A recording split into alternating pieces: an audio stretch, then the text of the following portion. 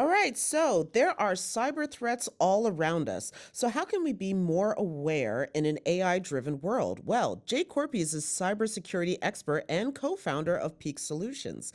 Jay helps organizations and individuals stay ahead of cybercrimes. Jay, welcome. Hey, thanks, Jenna. Appreciate you having me here. It is great to have you on. I want to understand more about cybersecurity and how this is a people issue, not necessarily a tech issue. Oh, that's yeah, that is a thing. A lot of folks they look at cybersecurity and they think just ones and zeros and technology and systems and how is Mission somebody going to impossible. exactly Yeah. people have my laptop and they've got access. Well, how do they get that access? Right? Typically, it's through a human, a person. So somebody clicking on a link, somebody doing holding a door open or leaving a door open accidentally. One of the things I like to say is, if I can walk through the door, I don't have to break a lock. So if I can get into the building the easiest way possible, that's the way I'm going to do it. And how do you do that? Well, you do that by people, unfortunately, sometimes doing the wrong things. Well, so here's one of the things I thought was really interesting. When it comes to companies and their needs, you once said that employees don't care about your company, they care about themselves. How do companies take that knowledge and, first of all, not be wildly offended, but also then incorporate that into how they handle their own cybersecurity? Absolutely. Yeah, I think that's a big thing that a lot of people don't. I know that's a big thing that a lot of people don't really understand is that the person who cares most about your company is you.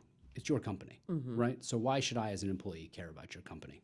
I shouldn't, and you shouldn't really expect me to. You should expect me to care about things important to me. What's important to me? Me, my family, right? So if you can tailor the training around the human-centric cybersecurity, the human-centered type of awareness training that we talk about, if you can tailor it around, don't click this, don't react to these things impulsively, and if you do that and you have strong sense in that, you're not going to have a negative outcome for you or your family. That then starts to become, oh, I'm protecting my family, I'm protecting me. In turn, that's going to bleed over.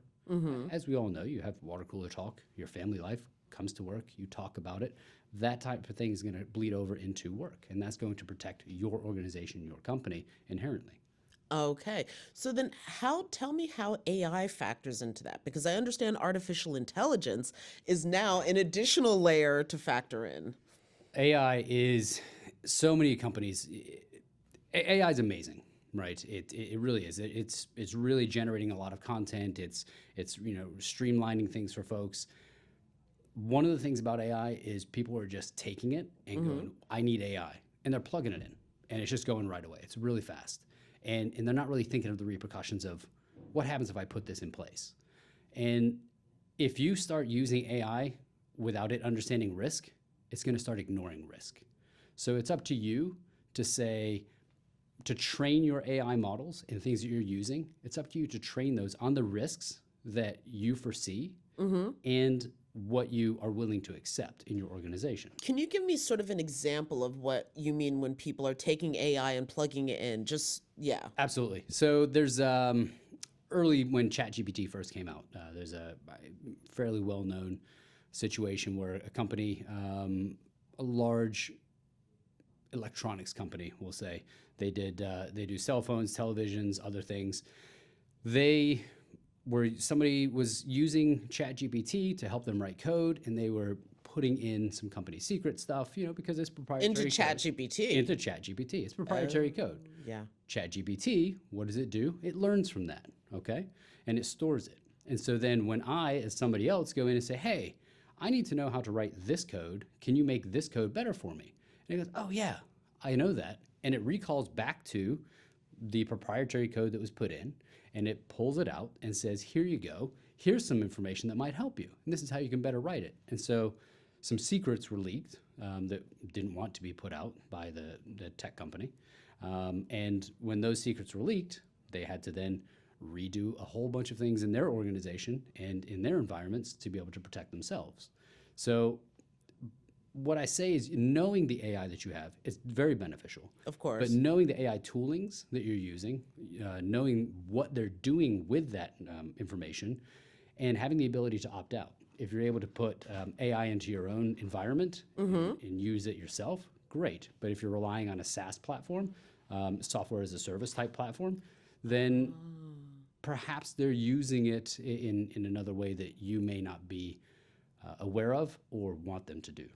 So, is there a way that, I guess, that an example like that might play out in somebody's personal life where they're engaging with AI in a way that's dangerous to, again, their personal safety, their home, their family? Is there something that we're all missing that we're unaware of that we're doing?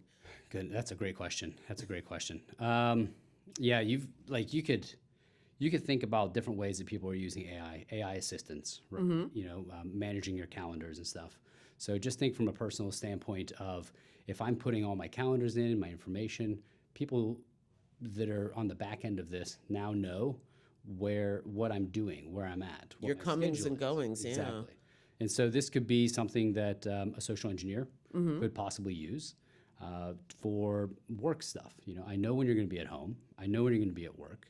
I know when you're going to be at this dinner with somebody. So this is something that, I could get to in order to get your badge, maybe get some access from you, get some information from you that you may not know that you're giving so that I can go into the organization and get something from them. Or if it's on a personal level, perhaps I'm trying to get into your home, trying to get something from your home or whatever the case. I mean, people are crazy nowadays. There's no telling what somebody might There's be no trying to. telling, but still, there is. Thank you for telling us some of the things that we as individuals and as business owners should be aware of when it comes to cybersecurity. Absolutely. Jay, thank you so much for joining us. Jenna, thank you so much. It's been a pleasure being here. Thank you. Absolutely.